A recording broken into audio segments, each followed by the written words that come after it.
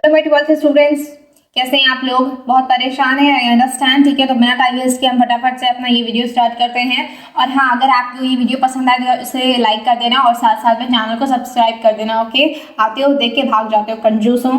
ठीक है, चलो स्टार्ट करते हैं। And elementary school. ठीक है बेटा, इससे पहले के सारे चैप्टर्स आपको मिल जाएंगे और इसके बाद मैं आपको वन शॉट में भी चैप्टर दे दूंगी। फिलहाल हम करने वाले हैं एंड एलिमेंट्री स्कूल का समरी विद क्वेश्चन आंसर। ठीक है, बिना टाइम वेस्ट के स्टार्ट करते हैं बेटा। देखो हमारा समरी क्या है, मैं आपको पहले बता देती हूँ। एन एलिमेंट्री स्कूल किसके द्वारा लिखी गई है बेटा? स्टीफन स्पेंडर के द्वारा। जो राइटर है इनका नाम है स्टीफन स्पेंडर। ठीक है, अब पोएम में क्या है वन शॉट में मैं आपको बता देती हूँ। तो ये जो बेटा पोएम है इसमें सबसे ज़्यादा क्या किस चीज़ को दर्शाया गया है मैं आपको बता देना चाहती हूँ। इसमें बेटा आपको एक ऐसे एरिया के एक ऐसे एरिया के स्कूलों के बारे में बताया जा रहा है जहाँ पर बहुत ज़्यादा बैकवर्ड एरिया है, जहाँ पर कोई ध्यान देने वाला नहीं है, कोई वहाँ के बच्चों के लिए अच्छी फैसिलिटीज़ प्रोवाइड करवाने वाला नहीं है। तो ऐसी जगह की बात की गई है और ऐसे बच्चों की बात की गई है कि वो कैसे जीते हैं, उनके क्या ड्रीम्स होते हैं, just very relatable to the backward areas. ठीक है, तो यहाँ पर आपको वैसे ही कुछ जानने को मिलेगा। ठीक है, तो फटाफट से बैठ करके मैं समरी नहीं पूरा वो करती हूँ रीड आउट, मैं आपको फटाफट से शॉर्ट में आपको मतलब समझा देती हूँ। ठीक है बेटा, ओके चलो इसमें बता रहा है। देखो इसमें क्या, this poem shows the actual situation facing bye children. ठीक है, मतलब जो स्लम एरिया के बेटा, जो स्लम एरिया के जो बच्चे होते हैं, मतलब जो बैकवर्ड एरिया के जो बच्चे होते हैं, उनका क्या जिंदगी होता है और वो कैसे अपनी लाइफ को जीते हैं, कैसे डल जिंदगी होती है उनकी, सैड वाली। ठीक है बेटा, चलो आगे देखते हैं। Their appearance shows that they are unwanted, मतलब उनको जो उनकी जो हालत होती है उनको देखकर कैसा लगता है कि मतलब उनकी कोई ज़रूरत ही नहीं हमारे फ्यूचर में, हमारे जो इंडिया को उसकी कोई ज़रूरत ही नहीं है ऐसी चीज़ों के बारे में। ठीक है, और इंडिया की बात नहीं कर रही हूँ मैं, इट्स अबाउट होल वर्ल्ड। ठीक है, चलो नेक्स्ट बेटा आपका, they have diseased bodies. Obviously वहाँ पर उनका कोई केयर करने के लिए मेडिकल्स नहीं होते हैं। ठीक है, देन बेटा आपको उनके पेरेंट्स से मिलती हैं जो बीमारियाँ, उनको कोई क्योर करने के लिए नहीं होता, पॉवर्टी में वो जीते हैं। ठीक है, and are victim of poverty obviously, and at the dim end of the room sits one child who has bright eyes which seems to dream of playing outside with squirrels। अब इसमें एक बच्चे को पर्टिकुलरली जो हमारे poet है उन्होंने बताया है कि वो जो एक बच्चा है बेटा, उसकी आंखों में एक अलग सी चमक है, वो बाकी बच्चों से काफ़ी डिफरेंट है, बट स्टिल उसके जो सोच है, मतलब वो है तो बहुत होशियार। कहना क्या चाहते हैं, मतलब पोएट का जो एक्चुअल मतलब है वो ये है कि मतलब वो बच्चा है बहुत होशियार, वो बच्चा के अंदर एक अलग सा मतलब पोटेंशियल है, ऑब्वियसली है, बट अब उसकी इन्वायरमेंट ने उसको यही सिखाया है कि देखो तुमको क्या करना है, तुमको जा करके खेलना है स्क्वायरल के साथ, बर्ड्स के साथ, नेचर के साथ। ठीक है, मतलब वो क्या है, अपने आप को पूरी तरीके से नेचर में ही गुम कर रखा है और उसका कोई अलग से कोई ड्रीम नहीं है। ठीक है बेटा, मतलब कि उसका जो होशियार तो है, बट क्या है बेटा, उसको स्क्वायरल से खेलने का मन है, स्क्वायरल मतलब गिलहरी। ठीक है, वो यही सोच रहा है। ठीक है बेटा, देन बेटा आते हैं नेक्स्ट, हमारा क्या है, he is different from others. ठीक है, पोएट को क्या लगा कि वो डिफरेंट है। ठीक है, उसके बाद है हाँ डार्क रूम। यहाँ पर देखो बेटा, यहाँ पर लिखा है in the dim and dark room. Dark room क्या है, कोई रूम नहीं है बेटा, ये क्लासरूम है जो कि बिल्कुल डार्क है। In the sense, dark in the sense बेटा साफ सफाई नहीं है, बहुत ही ज़्यादा मतलब बहुत ही बिछड़ा है, जैसे होता है ना एकदम बेकार सा क्लासरूम होता है सरकारी स्कूलों में कई जगह पर। वैसे तो अब काफ़ी अच्छा हो गया है, बट पहले होता था।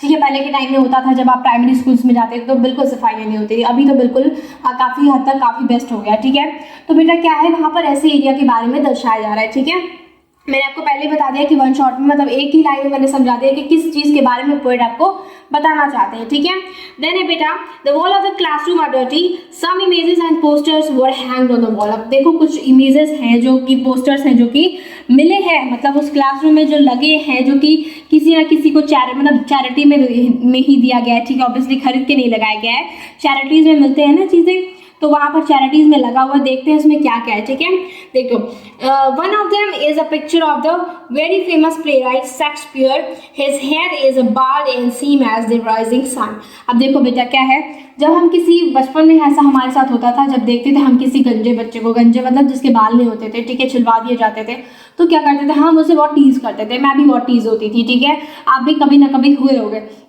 तो क्या होता है बेटा, जब ऐसे मतलब उनका जो पोस्टर था शेक्सपियर का, तो कोई उनकी जो उनकी पर्सनैलिटी उनको जानता नहीं था, लेकिन बस उसमें क्या दिखता था बच्चों को कि अरे ये तो गंजा है, ये तो बाल्ड है, मतलब इसको देख करके सब मजाक उड़ाते थे, ठीक है।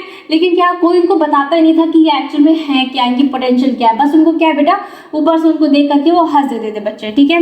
नेक्स्ट बेटा क्या है, next poster is of the trellis valley of churches and flowers, another is a map of the world, ठीक है।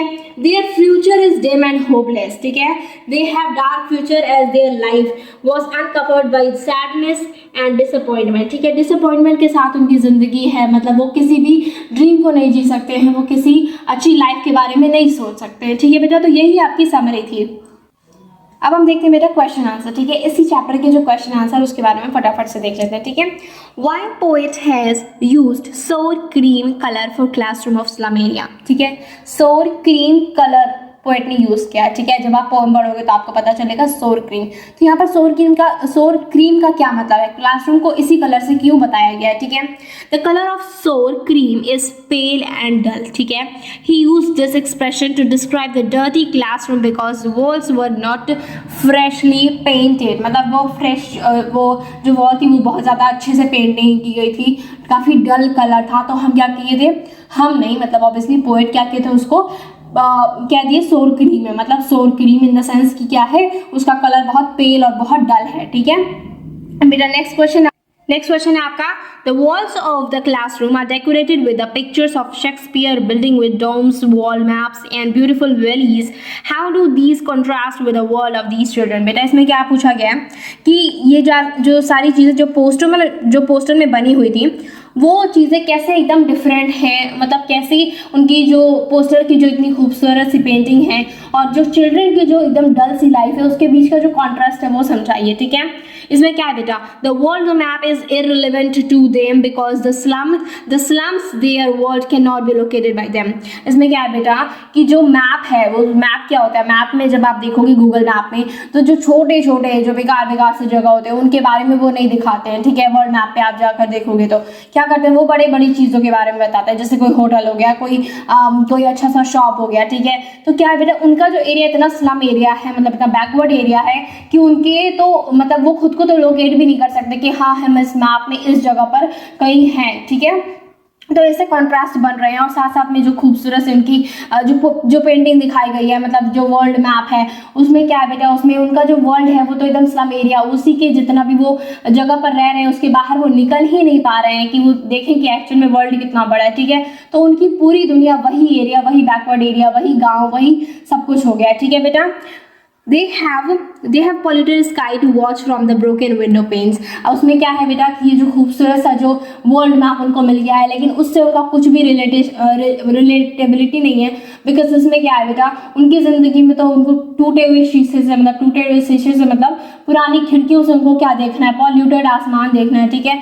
पॉल्यूटेड आसमान क्यों, क्योंकि बेटा बैकवर्ड एरिया में आप खुद भी जानते होंगे फैक्ट्रीज वगैरह ज़्यादातर बैकवर्ड एरियाज में होते हैं, ठीक है। तो उनको क्या मिल रहा है, उनको मिल रहा है पॉल्यूटेड स्काई, ना कि उनको खूबसूरत जिंदगी मिल रही है जैसे कि वर्ल्ड मैप में दर्शाई गई है, ठीक है। तो ऐसे कॉन्ट्रास्ट बन रहा है, ठीक है। नेक्स्ट क्वेश्चन पे आ जाते हैं बेटा। नेक्स्ट क्वेश्चन क्या है, नेक्स्ट क्वेश्चन है आपका, What does the poet want for the children of the slums? How can their lives be made to change? अब इसमें क्या है, पोएट क्या चाहते हैं, मतलब एक्चुअल में पोएट क्या चाहते हैं कि चिल्ड्रन की जिंदगी कैसी हो, ठीक है। The elementary school in the slums does not serve any purpose with its poor education system. Poet wants the children must go outside where they can meet fresh nature and see the beauty of nature, ठीक है। आप जब poem पढ़ोगे तो आपको इसका समझ में आएगा, मैंने समरी में आपको काफ़ी हद तक समझा दिया है, ठीक है। देखो इसमें क्या कहना चाह रहे हैं पोएट ने, एक्चुअल में क्या कहा है कि अगर उन बच्चों को बाहर कहीं ले जाया जाए, मतलब कि स्कूल के ही थ्रू अगर उन्हें कहीं बाहर की दुनिया दिखाई जाए तो जाकर उन्हें समझ में आएगा। जैसे कि अगर कोई वहाँ का बच्चा है जो ड्रीम भी देखेगा तो किस चीज़ का ड्रीम देखेगा, ज़्यादा से ज़्यादा बाहर खेलने का, उससे ज़्यादा क्या देखेगा वो, मतलब क्या ही ज़िंदगी के बारे में वो सोचेगा जब उसके सराउंडिंग में कोई ऐसी चीज़ें ही नहीं है, ना वो उसके सपने होंगे बड़े घर को लेने के, ना तो बड़ी गाड़ियों को लेने के, समझ रहे, मतलब उनकी ज़िंदगी काफ़ी ज़्यादा बैकवर्ड में है और रह जाएगी, क्योंकि जब हम जिस चीज़ को हम देख ही नहीं होंगे हम उस चीज़ को पाने की कोशिश नहीं करेंगे, ठीक है। तो उन्होंने बैकवर्ड चीज़ें देखी, बैकवर्ड ही चीज़ में वो रह जाएंगे, ठीक है। तो चाहता है पोएट कि जो बच्चे हैं वो बाहर जाएं और अपनी ज़िंदगी को अच्छे से जी पाएँ, ठीक है बेटा। यही था आपका फुल चैप्टर। नेक्स्ट चैप्टर पे हम अभी आते हैं, ठीक है। नेक्स्ट चैप्टर है बेटा आपका लॉस्ट स्प्रिंग, ठीक है। लॉस्ट स्प्रिंग है बेटा, आपको इसमें मिल जाएंगे 2 पार्ट मिल जाएंगे, ठीक है। तो फटाफट से देख लेते हैं, ठीक है। द नैरेटर, ठीक है, जिनका नाम है अनीस जंग, ठीक है। She is a social worker who notice rag picker daily in her locality, ठीक है। One day she comes to know from Saheb and rag picker, ठीक है बेटा, हु माइग्रेटेड फ्रॉम बांग्लादेश बोल सकते हैं, बांग्लादेश भी बोलते हैं, ठीक है। बांग्लादेश 1971 एंड शिफ्टेड सीमापुरी इन दिल्ली, ठीक है। इसमें क्या है बेटा, इसमें इस स्टोरी का जो वन शॉट है हम कह सकते हैं कि जो राइटर है, ठीक है, जो राइटर है बेटा अनीस जंग, वो क्या करती हैं, वो जब देखती हैं दिल्ली के सीमापुर के एरिया में, ठीक है, सीमापुरी एरिया में, कि वहाँ के जो बच्चे हैं जो रैग पिकिंग कर रहे हैं, मतलब कि बेटा कचरा बन रहे हैं, ठीक है। और उसमें साहिब आलम उस लड़की का नाम रहता है जिसको वो नोटिस करती है और उससे बात करती हैं, ठीक है। और उससे बात करते वक्त उन्होंने उसको कुछ प्रॉमिस कर दिया होता है, ठीक है, वो हम देखते हैं समरी में, ठीक है। मैं कोशिश कर रही हूँ बेटा जितना ज़्यादा शॉर्ट से शॉर्ट हो सके, क्योंकि ऑब्वियसली आपका टाइम बहुत ज़्यादा इस समय प्रेशियस है, तो I should not waste it, ठीक है। तो मैं कोशिश कर रही हूँ कितना भी शॉर्ट में मैं कर सकूँ, ठीक है। तो इस चैप्टर में क्या है बेटा, उसके बाद दे कुड हार्डली मैनेज, मतलब उसकी जो कंडीशन बताई गई यहाँ पर कि जो रैग पिकिंग करते हैं, मतलब जो रैग पिकिंग करते हैं और उनके बच्चों की जो जिंदगी होती है वो एकदम पॉवर्टी में होती है, मतलब एकदम गरीबी में रहती है। और क्या होता है उनकी ज़िंदगी में, मतलब पॉवर्टी से वो इतना परेशान होते हैं, ना तो वो अपने लिए अच्छा खाना अफोर्ड कर सकते हैं, ना तो वो अच्छे कपड़े अफोर्ड कर सकते हैं, ना तो उनके पास चप्पल भी नहीं होता है, ठीक है। ओके, तो मैं शॉर्ट में आपको बताती हूँ। एक दिन क्या होता है, राइटर जो होती है अनीस जंग, वो जाती है साहिब आलम के पास, और वहाँ पर उसके पास चप्पल नहीं होते, मतलब कि वो उनके जो फ्रेंड्स होते हैं, उनका जो पूरा ग्रुप होता है, उन्होंने कुछ भी फुटवेयर नहीं किया होता, मतलब कुछ भी फूट में नहीं पहना होता है। तो वो पूछती हैं, ठीक है। उसके बाद से जब उनके बैकवर्ड इलाके और जब उनकी पॉवर्टीज़ को देखती हैं, और फिर उससे पूछती हैं स्पेशली साहिब आलम से कि अगर मैं आपको स्कूल बना के दूँ तो क्या आप स्कूल जाएंगे। तो वो कहता है कि हाँ मैं बहुत एक्साइटेड हूँ, मैं जाना चाहूँगा, बिल्कुल जाना चाहूँगा। तो जब दोबारा वो मिलती हैं, ठीक है, जब दोबारा वो पोएट मिलती हैं साहिब आलम से, तो वो पूछता है कि क्या आपका स्कूल रेडी है, क्योंकि मुझे तो जाने के लिए बहुत, मैं एक्साइटेड हूँ, आपने मुझसे प्रॉमिस किया था, ठीक है। तो यहाँ पर क्या चीज़ दिखाई जा रही है, मतलब वो काफ़ी ज़्यादा गिल्ट फील करती हैं जो हमारी राइटर होती हैं कि हमने प्रॉमिस तो कर दिया लेकिन हमने उसे पूरा नहीं किया, उसके लिए वो काफ़ी ज़्यादा परेशान और बहुत ज़्यादा शर्मिंदगी फील करती है कि मुझे ऐसा नहीं करना चाहिए था, ठीक है। तो इस चीज़ के बारे में क्या चीज़ को रिलेट किया जा रहा है कि जैसे पॉलिटिशियंस होते हैं, ठीक है, जो पॉलिटिशियंस होते हैं या फिर जो भी लोग होते हैं जो बच्चों से प्रॉमिस कर देते हैं या फिर जो बैकवर्ड इलाके के लोगों से प्रॉमिस कर देते हैं, उसी चीज़ को बारे में जो इनडायरेक्टली ये बात कही गई है, ठीक है। तो बच्चों से क्या होता है, प्रॉमिस कर दिया जाता है कि उन्हें स्कूल दिया जाएगा, पॉवर्टी में जो जीते हैं उनके लिए बहुत सारे काम किए जाएंगे, लेकिन एक्चुअल में उनको कुछ भी फैसिलिटीज़ नहीं मिलती हैं, ठीक है, नहीं मिलती है, और इस वजह से उनकी ज़िंदगी बहुत ज़्यादा परेशानी में बीतती है। लेकिन जो साहिब आलम और उसका ग्रुप था वो काफ़ी मस्त रहते थे, ठीक है। और वो रैग पिकिंग मतलब जो कचरा उठाने का जो काम है वो इसलिए नहीं करते थे क्योंकि उनको अपने घर को चलाना होता था या कोई रिस्पॉन्सिबिलिटी होती थी, वो इसलिए करते थे ताकि उनको कोई नई चीज़ मिल जाए। जैसे कि अगर आप कोई चीज़ ढूंढते हो, ठीक है, मतलब वो बच्चों का क्या था कि वो कचरों में जब कुछ ढूंढते थे और उनको कुछ मिल जाता था तो क्या होता था, वो बहुत खुश हो जाते थे, ठीक है। तो उनके पेरेंट्स के लिए रैग पिकिंग एक बिजनेस था, बट उनके लिए क्या था, एक फन था, ठीक है। उसके बाद से वो जब देखती हैं कि इतना ज़्यादा बोझ, जैसे बोझ कह सकते हैं, एक बहुत बड़े से क्लॉथ जैसे बैग में वो क्या करता था, कचरा उठा करके रखता था और उसके बाद वो ढूंढता था, ठीक है। तो इतने छोटे से उम्र में इतनी सारी भारी चीज़ें उठाना उनको लगता था कि कैसे उठाता होगा, ठीक है।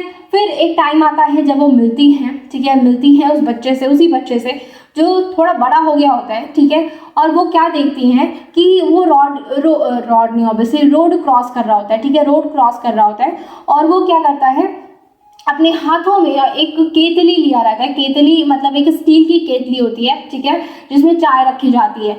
तो क्या वो ले करके जा रहा होता है और साथ में वो जब देखता है उनको तो रुक जाता है और वो पूछती है कि तुम्हारी लाइफ कैसी चल रही है। वो मुस्कुराते हुए बताता है अपनी लाइफ के बारे में तो क्या मतलब कि उसके चेहरे पर वो फ्रीडम नहीं नजर आ रहा था, वो खुशी नहीं नजर आ रही थी। रैग पिकिंग के टाइम वो क्या था, फ्री था, अपनी लाइफ को आराम से जी रहा था, इतनी भारी चीजें भी उसको भारी नहीं लग रही थी।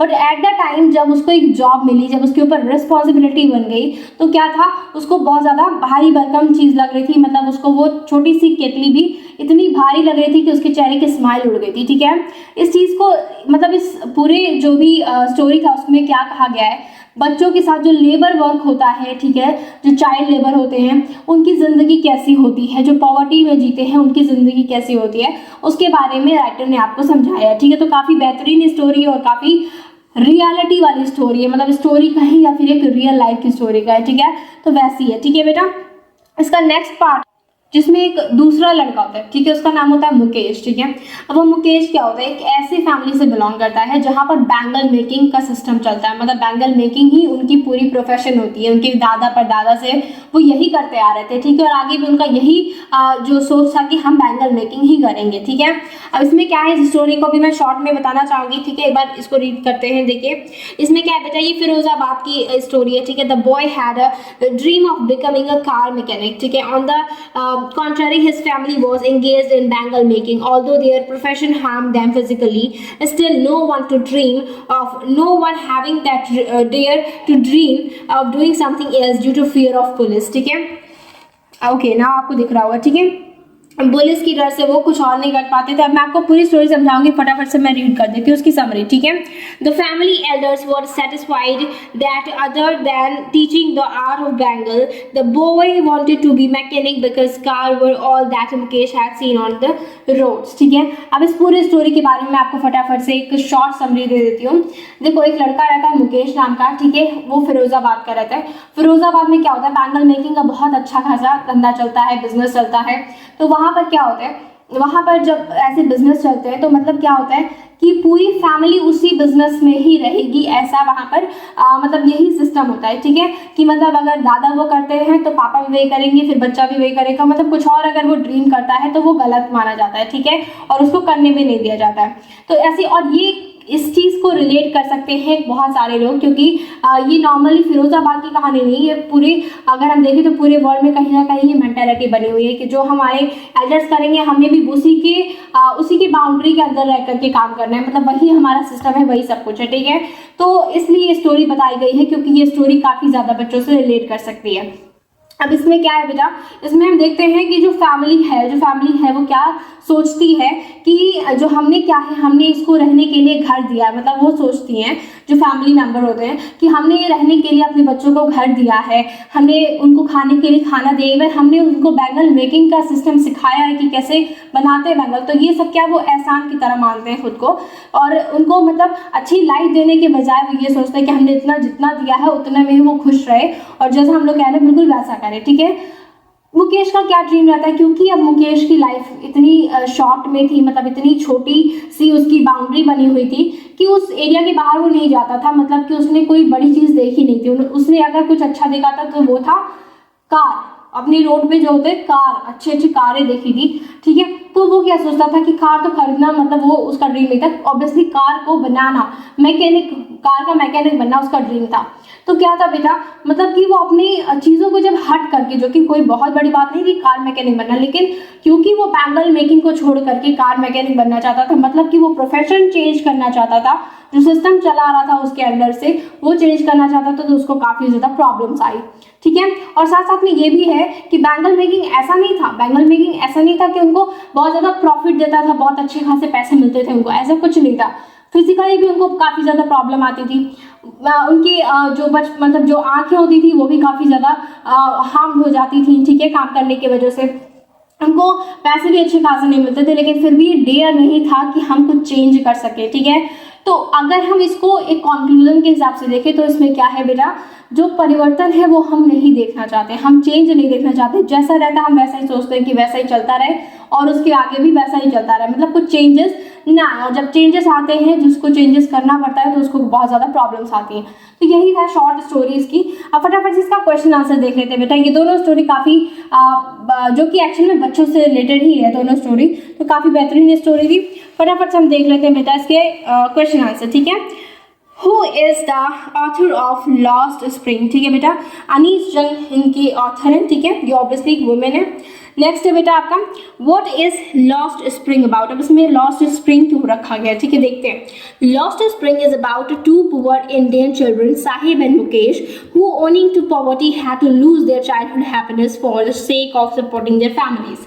अब क्या है, क्योंकि अब साहिब आलम का क्या था लाइफ, उसको रैक पिकिंग करना पसंद था, मुकेश को कार मैकेनिक बनना था। दोनों ने अपनी जो ड्रीम थे वो छोड़ दिए, ड्रीम को छोड़ करके, जो अपना मज़ा था, फन था, अपनी ज़िंदगी थी, उसको छोड़ करके रिस्पॉन्सिबिलिटी के तौर पर उसने क्या किया, अपनी खुशियाँ त्याग दी। इवन चिल्ड्रन मतलब एक चाइल्ड एज में ही उसने अपनी खुशियाँ त्यागी और रिस्पॉन्सिबिलिटी निभाने लगे, ठीक है। तो यही एक स्टोरी थी जिसके बारे में लॉस्ट स्प्रिंग बताता है, ठीक है बेटा। उसके बाद है नेक्स्ट आपका हु इज साहिब, बेटा साहिब कौन था।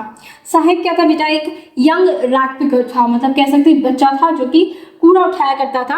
Who scrounges the garbages dumps on the street of Delhi for his living. He was however originally from Dhaka, ठीक है, ढाका से वो लोग क्या हुए थे, शिफ्ट हुए थे, ठीक है, कुछ रीजन की वजह से वहाँ पर उनके घर बह गए थे, कुछ ऐसा हुआ था उनके साथ।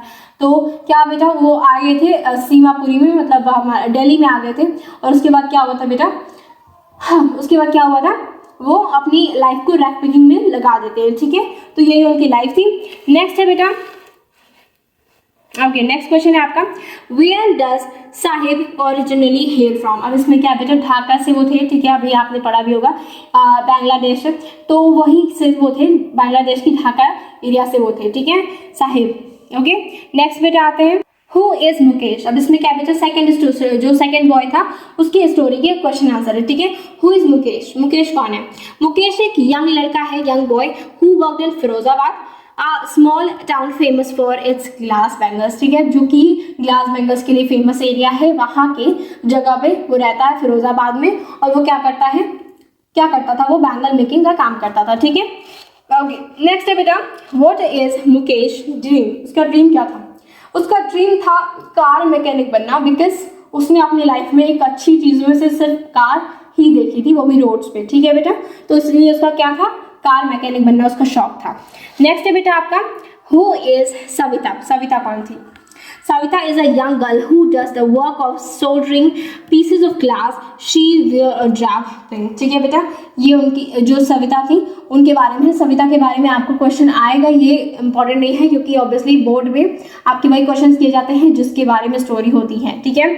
तो ऐसे क्वेश्चन आपको पढ़ लेने चाहिए, बाई चांस आ सकते हैं, लेकिन एक्चुअल में ज़्यादा से ज़्यादा आपकी ऐसे स्टोरी से क्या पूछेगा, आपकी कंक्लूजन पूछेगा, ठीक है, कि आप क्या समझते हो उस स्टोरी से, या फिर आपको दे दिया जाएगा कि 5 मार्क्स में इसकी पूरी समरी लिख के दिखाओ, ठीक है बेटा। इसलिए मैं हमेशा जब भी चैप्टर पढ़ाती हूँ मैं कोशिश करती हूँ आपको समरी समझा दो पहले, ठीक है। तो समरी या तो समझा देती हूँ या तो आपको लिख के बता देती हूँ, जैसे कि आपने इससे पहले देखा होगा एक पेज में आपको समरी मैंने दे दी है, ठीक है। तो समरी को अच्छे से पढ़ लेना, अच्छे से आप चाहो तो स्क्रीनशॉट ले सकते हो, जैसे मैंने समझाया उसको अपने लैंग्वेज में भी लिख सकते हो, अब आप वो आपकी चॉइस है, ठीक है। नेक्स्ट क्वेश्चन पे आते हैं बेटा what explanation does the author offer from the children not wearing footwear, ठीक है। ओके नाउ क्या है बेटा, क्वेश्चन क्या कह रहे हैं, व्हाट एक्सप्लेनेशन, कौन सा एक्सप्लेनेशन देते हैं बच्चे, ठीक है, ऑथर को कि हमने फुटवेयर नहीं पहना, हम क्यों नहीं पहने, ठीक है। जब पूछती हैं तो क्या जो जवाब है उनको मिलता है, author feels that it is simply an excuse to hide a state of poverty as many families can't। अब जैसे क्या है, जब वो पूछती हैं ऑथर, ठीक है, कि तुम लोगों ने फुटवेयर क्यों नहीं पहना, मतलब तुम लोगों ने चप्पल क्यों नहीं पहने हैं, तुम लोगों को प्रॉब्लम नहीं हो रही है, तो बच्चे क्या कहते हैं, नहीं नहीं मेरे पास तो है, वो मुझे पहनने का मन नहीं था। उसके बाद कोई कहता है कि नहीं नहीं, मतलब होता है ना बहाने मारते, नहीं मतलब हमारे पास है नहीं, वो नहीं बताएंगे, लेकिन हम क्या करेंगे, एक्सक्यूजेस दे देंगे कि नहीं भाई हमारे पास है लेकिन हमें पहनने का मन नहीं था, ठीक है। लेकिन क्या है, पॉवर्टी को देखते हुए जो राइटर है वो समझ जाते हैं कि नहीं, जो कंडीशन है वो ये है कि पॉवर्टी की वजह से वो एक चप्पल अफोर्ड नहीं कर सकते हैं, ठीक है। ओके यहाँ पर हमारा सेकंड चैप्टर भी खत्म हो गया। आते हैं नेक्स्ट चैप्टर पे, फटाफट से हम कोशिश करेंगे आज 3 चैप्टर तो कंप्लीट करके ही जाएं, ठीक है। ओके 1 शॉट में आपको मिल रहा है ये सारे चैप्टर्स, ठीक है, देख लो। मुझे लगातार बोलना पड़ रहा है, चैनल को सब्सक्राइब करके लाइक कर दिया करो, ठीक है, कंजूसी नहीं। ओके रैट ट्रैप बेटा, ये भी बहुत अच्छी स्टोरी है। देखो जब हम 12th में आते हैं ना तो क्या होता है बेटा, हमारी जो स्टोरीज होती है ना उसकी लेवल, उसका जो कंक्लूजन है वो बदल जाता है। मतलब जैसे पहले के ज़माने में नहीं, मतलब पहले की क्लासेस में हम क्या पढ़ते थे, छोटे बच्चों की स्टोरीज पढ़ते थे, कुछ ऐसी वैसी स्टोरी पढ़ते थे। अभी हम क्या ना, हम जो भी स्टोरी पढ़ते हैं उसको एक्चुअल में समझने समझना है हमें, ठीक है।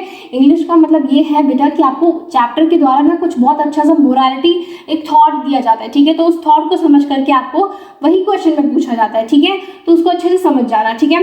रैट ट्रैप, बेटा रैट ट्रैप मतलब क्या होता है? चूहे जो जिसमें बंद होते हैं ना, कई लोगों के घर में होता भी है, जिसके घर बहुत सारे चूहे आते हैं, जो कि मेरे घर भी आता है, मेरे घर भी है। रैट ट्रैप क्या होता है? रैट क्या होता है, उसमें ट्रैप हो जाते हैं, मतलब कुछ लालच दे करके उनको ट्रैप कर लिया जाता है, पकड़ लिया जाता है, ठीक है। तो इसमें क्या है बेटा, इस स्टोरी का मतलब है, मैं आपको पहले बता रही हूँ, रैट ट्रैप मतलब एक चूहा जब किसी लालच में पड़ता है तो वो क्या करता है, वो ट्रैप की तरफ आता है। मतलब एक रैट जब किसी लालच में पड़ता है तो वो ट्रैप की तरफ आता है और ट्रैप में फंस जाता है। और ये बात इस स्टोरी में चूहे के लिए नहीं है, समझ रहे हो ना, चूहे के लिए बात नहीं है, तो समझ रहे हो। उसके बाद मैं आपको बता देती हूँ ये स्टोरी, जिसमें आपको ये बताया गया है कि एक रैट ट्रैप सेलर होता है, मतलब कि जो रैट ट्रैप बनाता है वो बहुत ज़्यादा पुअर होता है, ठीक है। वो पुअर होता है और वो क्या करता है, वो बहुत ही बेकार सी ज़िंदगी जीता है, क्योंकि ऑब्वियसली कितना ही रैट ट्रैप बिकेगा, ठीक है। तो उसको थोड़ी मोड़ी एक्स्ट्रा पैसे कमाने रहते हैं, क्योंकि उसको अपनी जीवन चलाना रहता है, तो उसके लिए उसको थोड़े मोड़े ज़्यादा पैसे चाहिए होते हैं। तो वो क्या करता है, थीफ की नौकरी कर लेता है। थीफ की नौकरी मतलब चोरी कर लेता है, ठीक है, थोड़ी मोड़ी चोरी कर लेता है, मतलब अपनी इतना कि हाँ उसकी लाइफ चल जाए, ठीक है।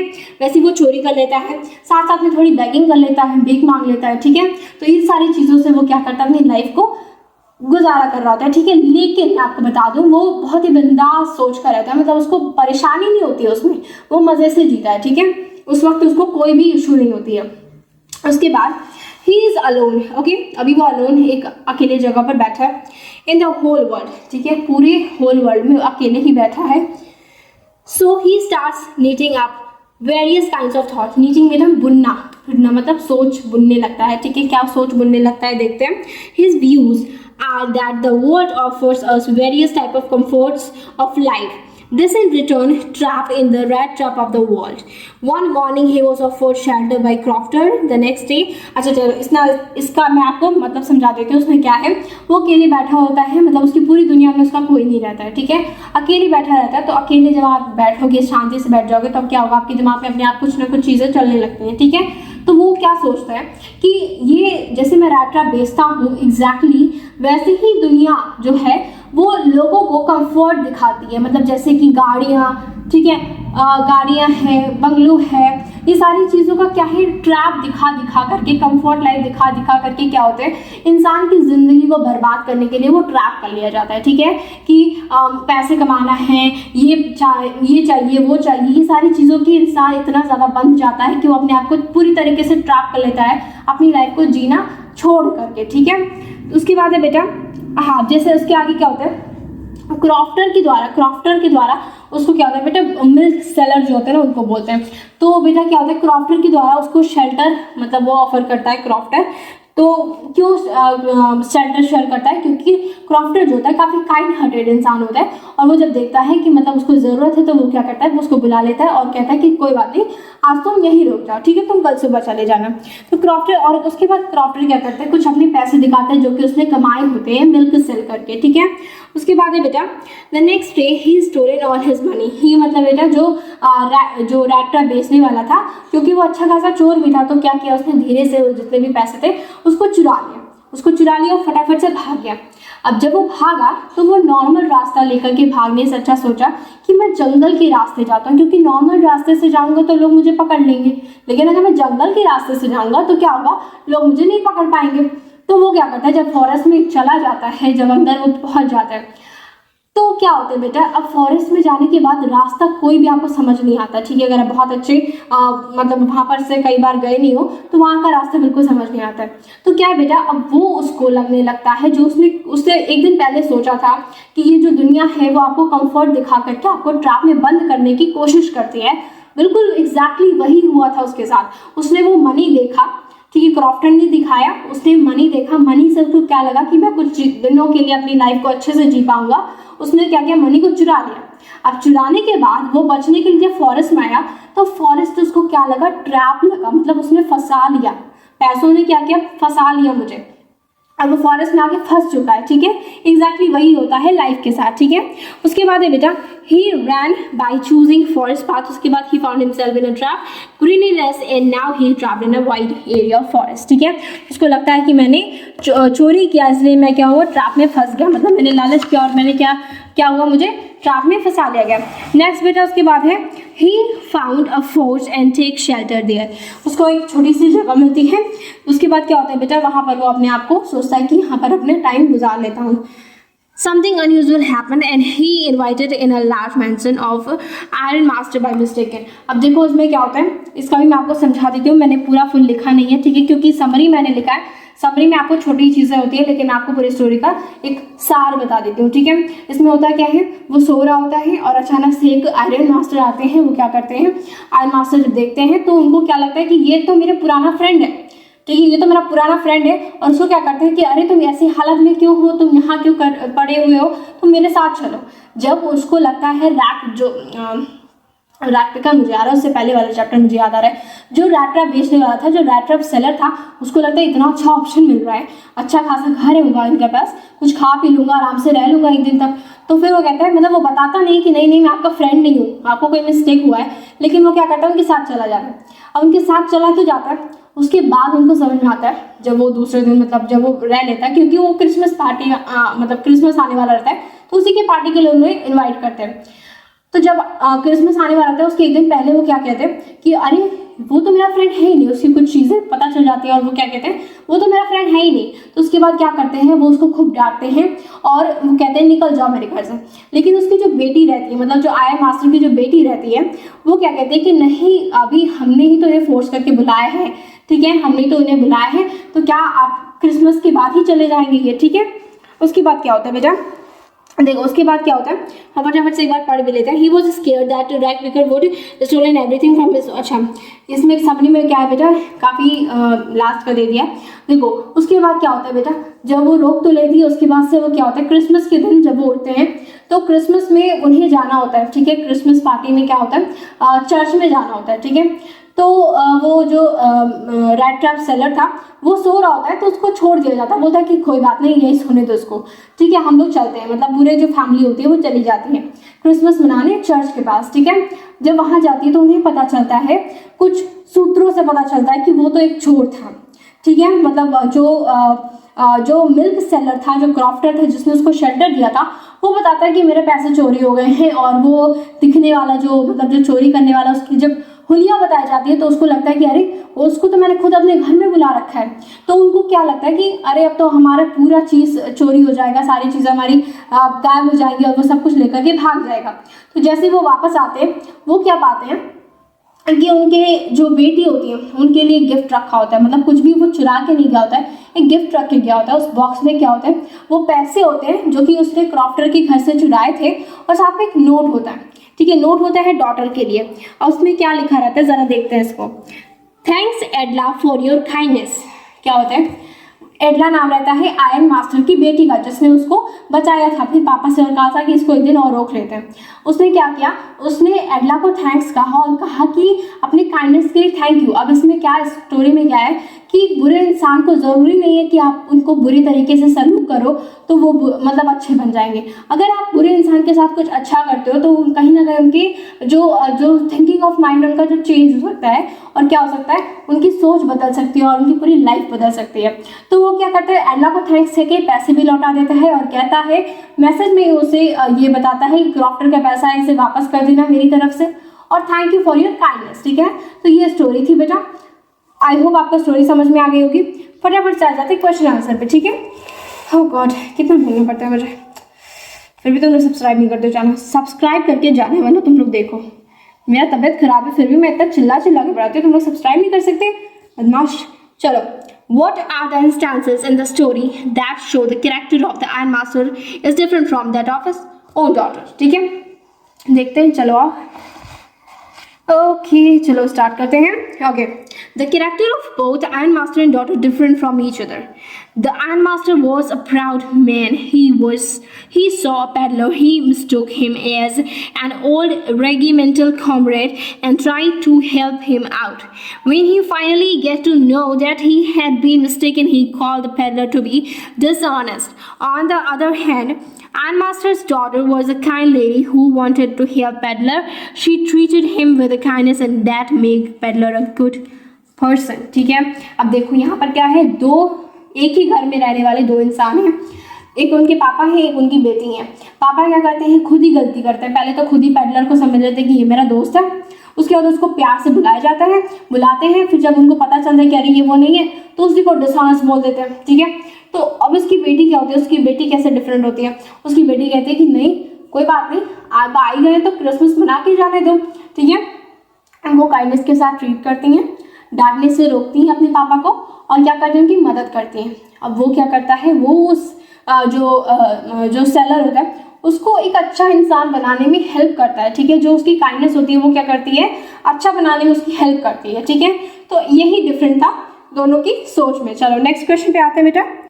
नेक्स्ट क्वेश्चन है बेटा, what made the peddler finally changes his way? एडला Willie Manson, kindness reformed the peddler. Her kindness, compassion, and generosity killed thief. He gifted her a rat trap. Also, he returned the 310 Kroner notes that he had stolen from the crofter's house. ठीक है, kroners बेटा एक कह सकते हैं note को count करने का कोई एक तरीका है। ठीक है, नेक्स्ट है बेटा आपका ये एडला विल मैनसन कौन है? ठीक है, ये वही आयरन मास्टर की बेटी थी जिसने घर में उस जो सेलर था उसको बुलाया था। ठीक है, तो इनको थैंक्स कहते हैं और क्या करते हैं, इनकी जेनरसिटी मतलब इनकी काइंडनेस को देख करके, जेनरसिटी को देख करके, मतलब इनके प्यार को देख करके और इनकी दयालु भावना को देख करके जो पेडलर होता है, पेडलर कौन है बेटा यहाँ पर, वही जो रैट ट्रैप सेलर होता है, जो थीफ होता है और जो बेगर भी होता है। ठीक है, वही क्या करता है, वो अपनी लाइफ को चेंज कर लेता है, एक रैट ट्रैप में अपने सारे पैसे वापस कर देता है और अपनी कोई भी जो थीफ वाली जो उसकी आदत थी, क्योंकि अगर वो थीफ की आदत अपनाता तो वो क्या करता, वो सारी चीज़ें चुरा कर लेते जाता, उसके पास ऑप्शन होता, लेकिन उसके काइंडनेस ने उसको इतना चेंज कर दिया, मतलब कि जो एडला की काइंडनेस ने उसको इतना चेंज कर दिया कि उससे कुछ भी ले जाना तो छोड़ दो, उसने खुद दे करके वो चला गया। ठीक है, तो यही होता है काइंडनेस का रिजल्ट। ठीक है, ओके नेक्स्ट है बेटा आपका, नेक्स्ट क्वेश्चन पे आ जाते हैं हम। ओके, आई होप आपको दिख रहा होगा।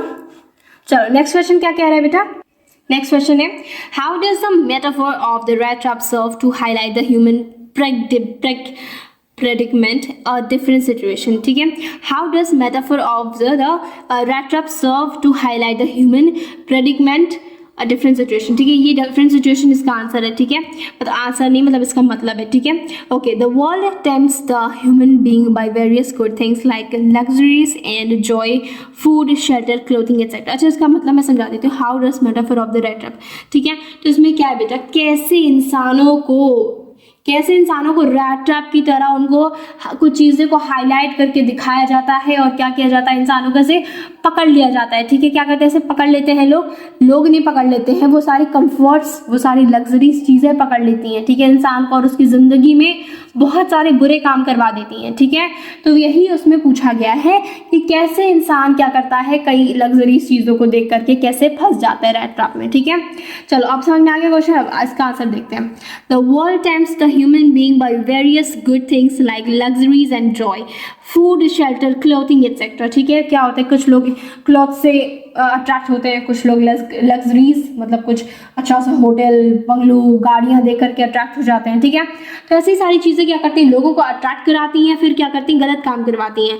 दे planted to trap someone in the rat trap of the world. ठीक है, उसके बाद है बेटा ओके नेक्स्ट आपका यही इसी आंसर में क्या है बेटा आगे, in the story the peddler was attracted to the 30 kroners of the crofter which he stole from him. He found himself trapped in the forest as he planned to hide himself. ठीक है बेटा, ऐसे क्या होता है, जब इंसान खुद को छुपाने की कोशिश करता है तो वो फंस जाता है। ठीक है, उसके बाद क्या है बेटा, when he got trapped, thought came in his mind that he is getting punished by attracting towards money. ठीक है बेटा, तो यही था एक इस पूरे चैप्टर का क्वेश्चन आंसर समरी, और इसका मतलब मैं आपको समझा देती हूँ।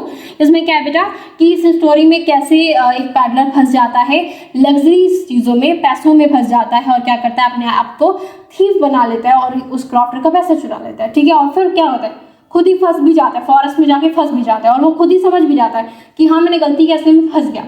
ठीक है, तो यही थी आपकी स्टोरी और ये पूरा आपका समरी के साथ क्वेश्चन आंसर। ठीक है, बाकी के अब नेक्स्ट चैप्टर हम ऐसे ही 3-4 चैप्टर नेक्स्ट वीडियो में करेंगे। ठीक है, तो मिलते हैं नेक्स्ट वीडियो में, तब तक के लिए अपना ख्याल रखें, कोरोना या केस बिल्कुल तैनात रहे। ठीक है, क्योंकि अभी आपको बोर्ड एग्जाम्स देने हैं, और साथ साथ में चैनल को सब्सक्राइब करके जाना। ठीक है, ये पेन देख रहे हो, इसी से फेंक के मारेंगे बदमाश। ठीक है, चलो ऑल द बेस्ट।